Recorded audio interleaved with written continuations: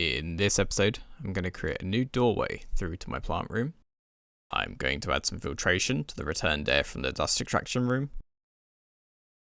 Throw up some stud work to make the spray room. And if we have time, the stud work for the drying room. This will be the first in a series of episodes dedicated to this project. So if you haven't already, and you think you'd be interested, please subscribe to follow us along the journey. The name of the game with this project is economy. As little work as I can possibly do, with as few materials I need to buy as possible. And it's for that reason that I'm not just taking this wall down and redoing it. It's not plumb, it's not straight, but it is far quicker for me just to move a stud over and cut a door-sized hole in the plywood.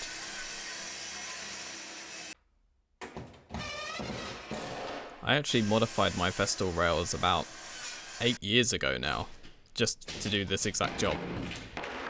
All you need is a couple of holes, nice chamfer, and you can clamp your festal rail in any orientation.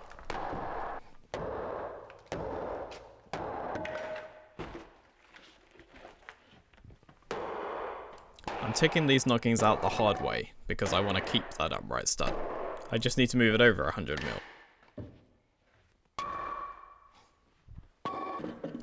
But I do need to cut some new noggins, and the only stock I've got to do this, well, it's not ideal. But we make it work.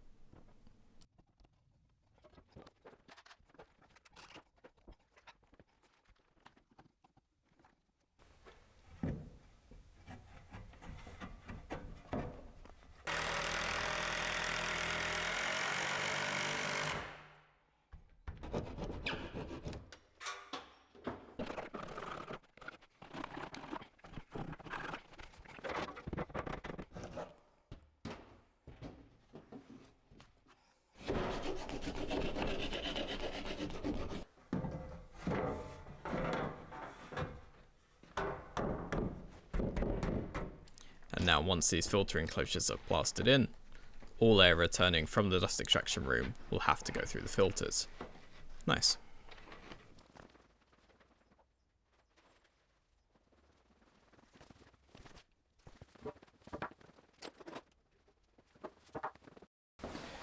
So I've got a few hours in the shop this evening.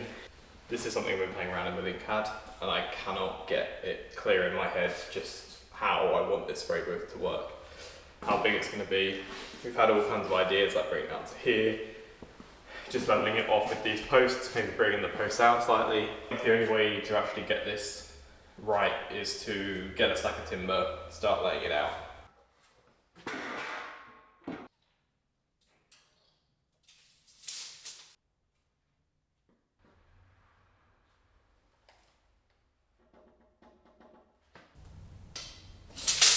This works really nicely actually, because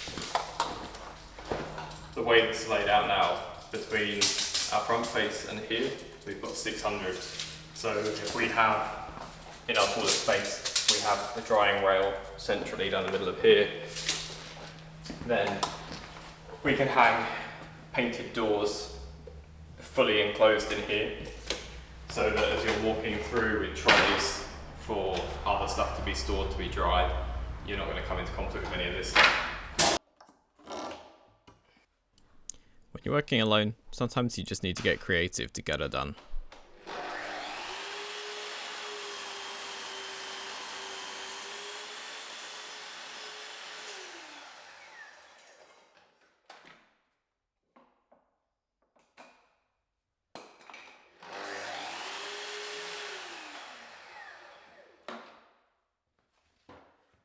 This is a great example of working with an old building and having to split the difference to get the best result you can.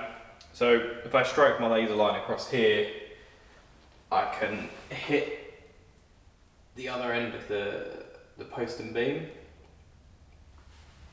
And I can strike a really nice line all the way through. I can square off to where I want to get to on the other side, and I've got a dead straight plumb line. But the problem is, using this nominal 4x2 stock, I want to be able to bridge over the gussets that we have, which is perfect. So if I go straight off of the post and link up the beam at the top, so cut my angles there, that's lovely. Now I can plasterboard straight over these and lose these gussets entirely, so I'll have nice clean walls on the inside. But if I take a level from the very bottom of that post to the gusset, so that's 12mm difference, I am just about plumb. In fact, I actually need to come up to about 13-14mm there to be plumb. Which means if I want to make this wall plumb, I'm going to need to be all the way over here, and then my gussets are sticking out further than my nailing face for the plasterboard.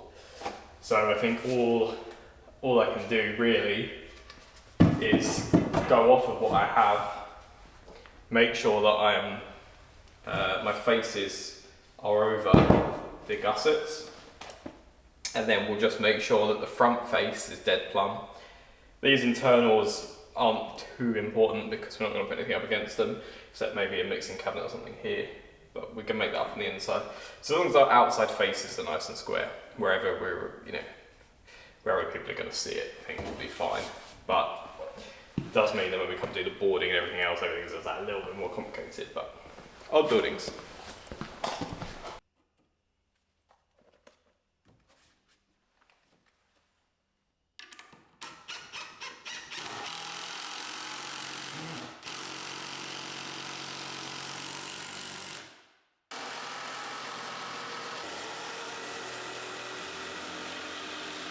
Did get a bit carried away and I forgot to set the camera up to film chucking this first section up.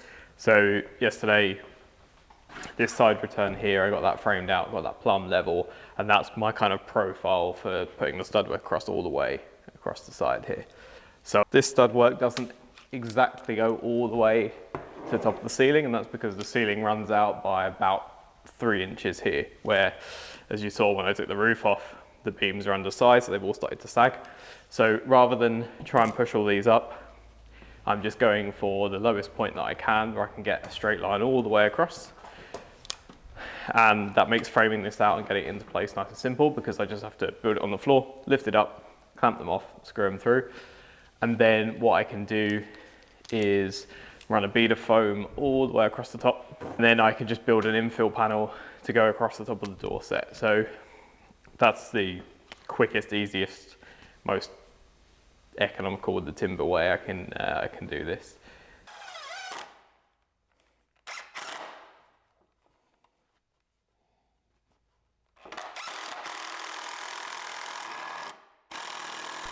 With a couple of flat sheets, assembling on the floor, even a floor as bad as this, it's the best way of doing it.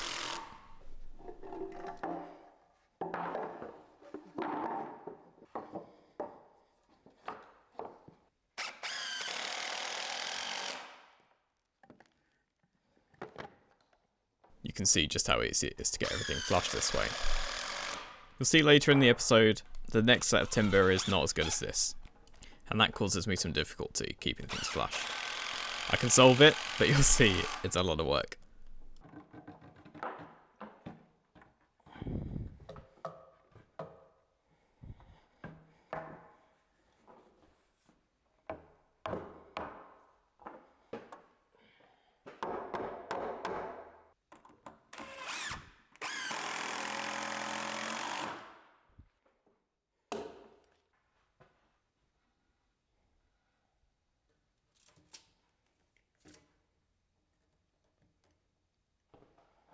One niggle I have with the Capex is doing shortcuts. The stops are only good for down to about 300mm, so if you need to do a repeatable cut shorter than that, you need to get creative.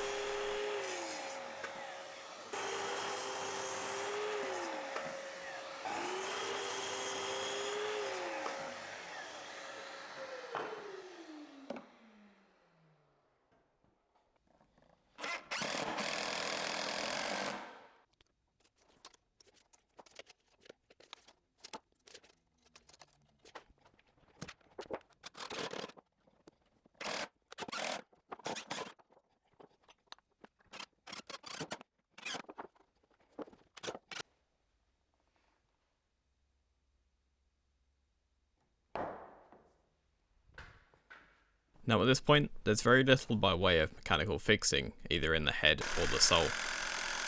That's a conscious choice. I basically got 3 independent stud walls that I need to get coplanar to each other. They all need to be plumb, they all need to be level, and they all need to be in the same plane.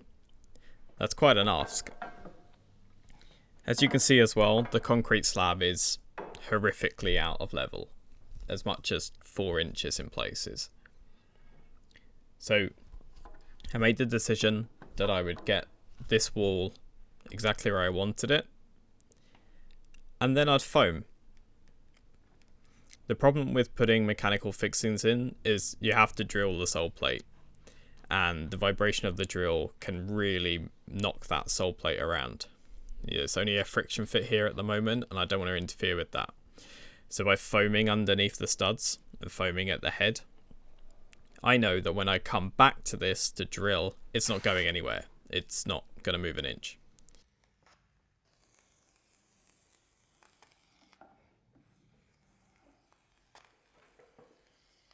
And actually, once everything is foamed up, you'd be surprised how rigid this is.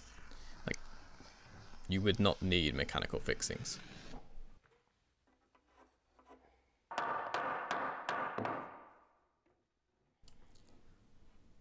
These stud walls that have an angle at the head are seriously time consuming. Every individual stud needs to be plumbed and the angle struck at the head, because you can't just do math on this. Like, the top plate is nailed off to the beam and the beam has a bow in it.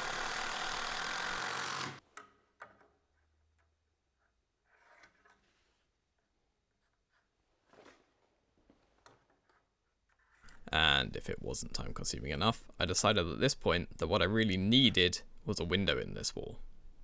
Need is probably a bit strong, but actually we thought it'd be really cool to be able to have clients see into the spray room. It's not really a place we can bring people in and show them what's happening, so if they can see through from the front room, that's kind of cool. It also means that the operator of the spray room can see directly through to the compressor and, know that everything's okay.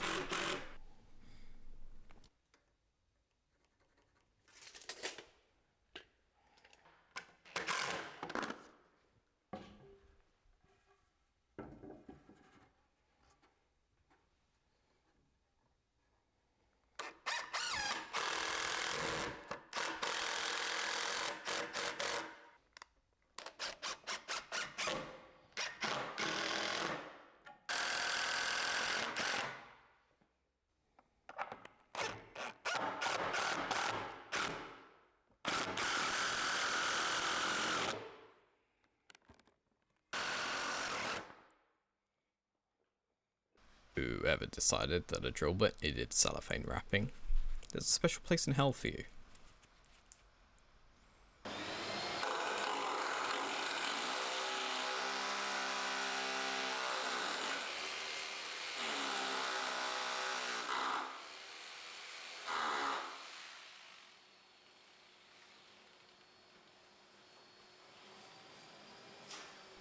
It's really important that every hole gets thoroughly vacuumed out, because we're using these concrete screws.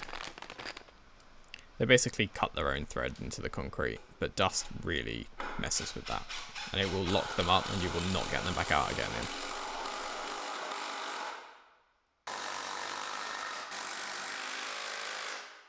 These screws are just built-in braces. Honestly, with the foam the way it is, you do not need a mechanical fixing here. But it does have a bunch of shear strength, in case anyone runs a fully loaded pallet truck into the wall or something stupid. Now all my levels are between 10 and 15 years old. For some reason, some of them don't seem to read true.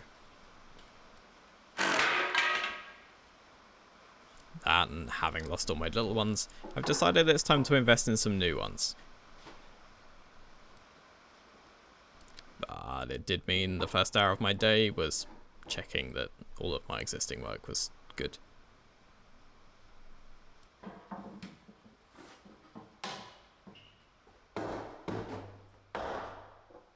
And then, other than getting this wall shot in, I was kind of looking for something to do, because I had pretty much run out of timber.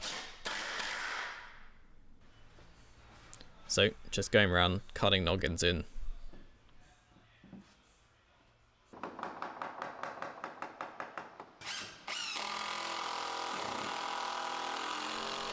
And then this little drywall bit was delivered. I thought I'd give it a go.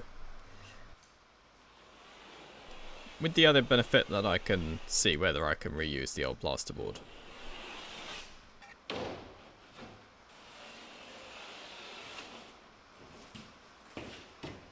The consensus? I think I need to buy some new board. But tomorrow, our first ever bit of joinery in our joinery shop.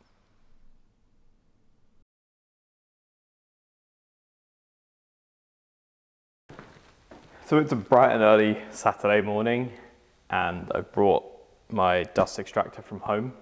You might be wondering why when I've got a big 10 kilowatt fully ducted system. It's because that's not finished yet. And I was using the table saw a little bit yesterday, and you might be able to see it's pretty mucky. So I brought this one from home just so I can use that today while I'm building out the spray booth. But I realized as soon as I got here, one, I'd left the clip at home, the bag retaining clip. So I had to MacGyver one from some nylon twine, which actually worked surprisingly well. I didn't think it was going to work at all. I thought it was going to be a complete waste of a day. I don't have time to go home, but this actually does work.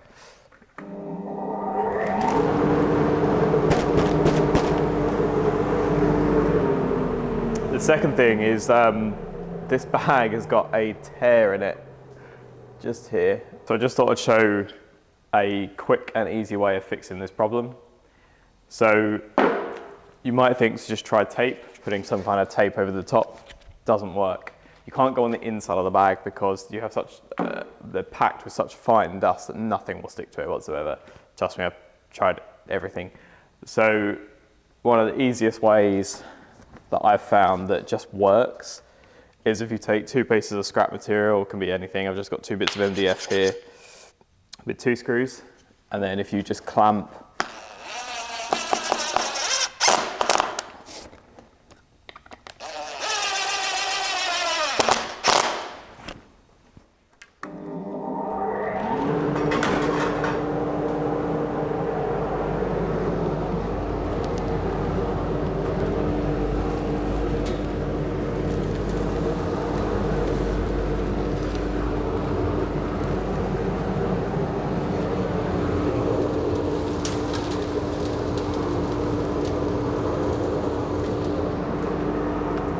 looks like we're good, which is great. So now I can use the table saw to make up the door linings and the window linings for the spray booth while I wait for the rest of the materials to arrive. So that's a big win. I can crack on with that. It's another thing ticked off the list. So what I do want to do is actually have a proper liner, because all of these door sets will get architrave, which obviously I've got nothing to go off of here, and it's not a show face here. So I'm going to whip this door off, then I'm going to go over to the table saw and use some of the MDF that I've got lying around to whip up some liners. We've got 100mm face to face. This side you don't need to allow anything for because it's only going to get filled. This side we're having 3mm of skim.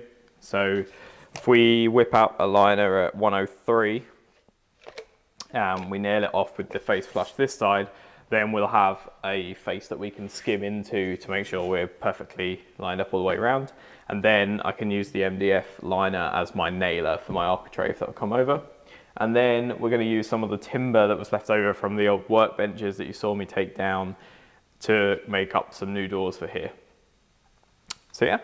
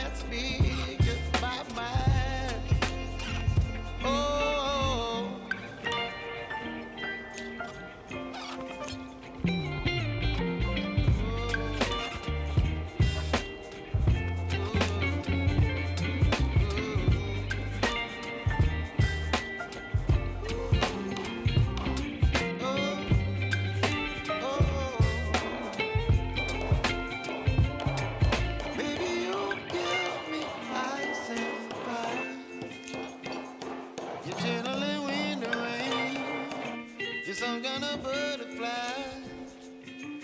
Baby, you give me midnight. You whip up my appetite. Don't leave me in